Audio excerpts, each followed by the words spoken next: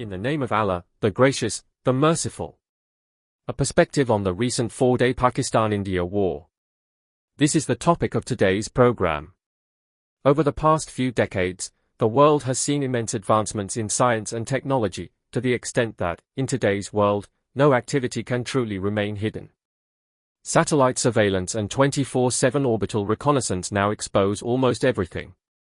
The recent 4-day war between Pakistan and India, which took place from May 6 to May 10, was primarily an aerial and cyber conflict. It involved electromagnetic pulses, jamming beams, satellite disruptions, and long-range precision strikes. It began on the night of May 6 to 7, when India launched missile attacks on various cities and locations in Pakistan under the pretext of targeting terrorist hideouts. These attacks caused considerable human and material losses on the Pakistani side.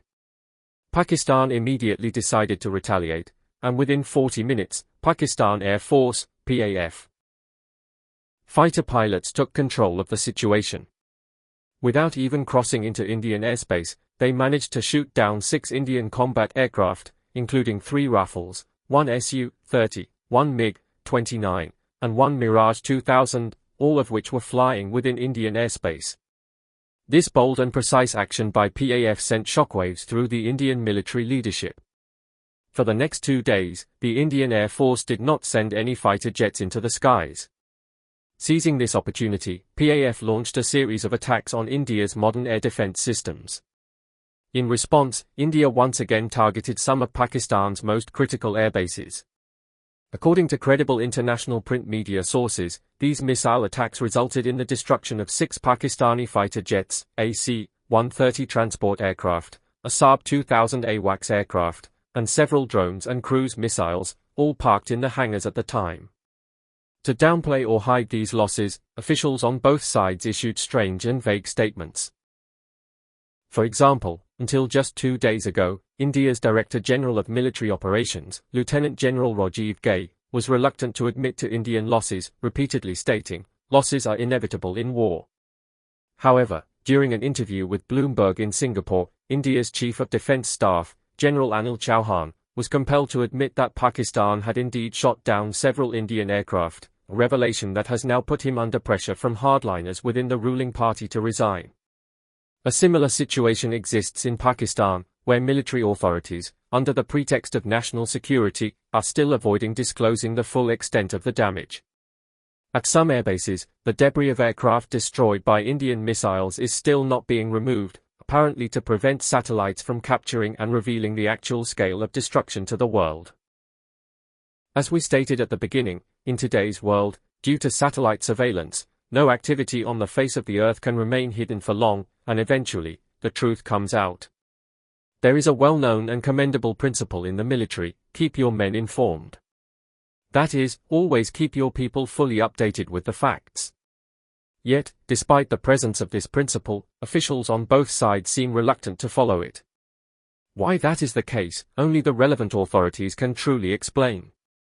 It is quite possible that General Anil Chauhan may be forced to step down for speaking the truth, because in India, civilian supremacy over the military still exists, and the government has the authority to take such decisions. In contrast, in Pakistan, where the military largely governs from behind the scenes, there is no formal accountability mechanism for the top brass. That said, one must give credit to Pakistan's current de facto military ruler. He showed courage and resolve by deciding to teach a lesson to a more powerful adversary, and followed through by giving full operational freedom to the Pakistan Air Force for retaliatory strikes.